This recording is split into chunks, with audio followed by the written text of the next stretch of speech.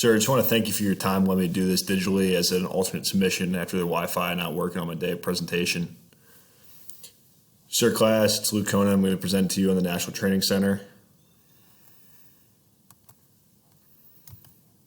All right, so for today's presentation, we're going to cover basically the purpose of the National Training Center and why they felt the need to develop it, how training the conventional Army works and the overall game plan for how they're going to go about it, the location and why they chose the area they did for the NTC, as well as some challenges faced throughout the process. So first, the purpose of the National Training Center. Overall, they kind of were aiming to reduce the state of unreadiness within the Army. Looking back at World War II, they realized that they had to make some changes within the force, specifically had to revolutionize the doctrine and just continue to revolutionize tactics to align with improving technology and new weaponry being added to the battlefield. Going on in the world, they had some other wars to kind of observe and learn from. Specifically, the Israeli victory in the Yom Kippur War was super informative to how we had to continue to evolve and change what we're doing. So this kind of set the stage for what is to become the National Training Center and how training was going to be revolutionized in the United States Army. So training the conventional Army is no small task. Basically rebuilding concepts and protocols for how to go about training and building a new block-based approach, starting at the individual level and working up through the platoon, company, and beyond.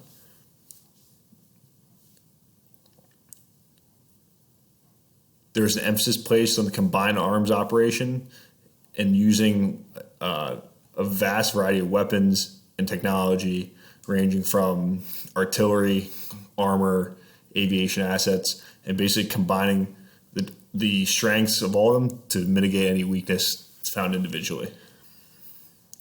Once again, the Yom Kippur War validated this importance of individual soldiering skills as well as small unit tactics to be the way forward to win, fight and win wars America would find themselves in. But being able to train soldiers and units on combined arm tactics, give them practice in real time for how to utilize these assets and effectively perform the mission was crucial to the success of the National Training Center and the Army going forward.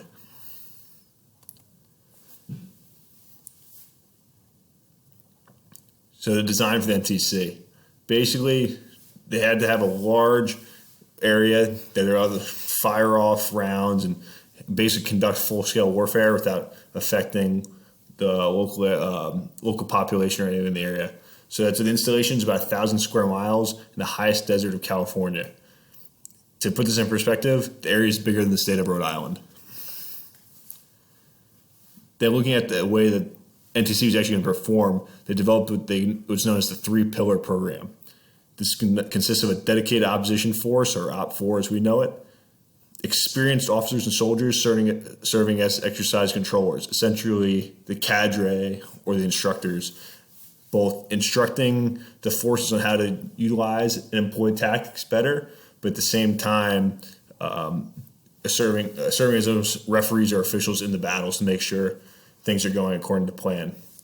And lastly, a sophisticated instrumentation system to collect and analyze data to make sure we're being the most efficient and lethal in the battlefield. The way these ideas and visions were synthesized developed a concept that was quickly approved and championed by the Army Vice Chief of Staff in the late 1970s. Fort Irwin was established at NTC, and the training center project was a go. Although the idea for the National Training Center was championed right off the bat and universally recognized as a great idea, there were certainly some challenges faced. For starters, they had to strike a balance between having two major commands working simultaneously at NTC. Whenever you have two separate commands working in parallel, you're going to have some issues if they're not in sync. There were some serious disagreements and disjointed action taking place, which led to some serious friction points and slowdowns in the effectiveness and the effectiveness and readiness of the National Training Center. Additionally, there were some local issues working with the California officials and some private groups that were concerned about endangered animals, as well as the other environmental impacts of having essentially large-scale conventional war occurring regularly at the training center. The Army attempted to take 300,000 more acres in the Mojave Desert. They were able to get some land, but not as much as they wanted. There were some significant cost overruns and some political setbacks, but the Army was able to work through this and continue to develop NTC to what it is today.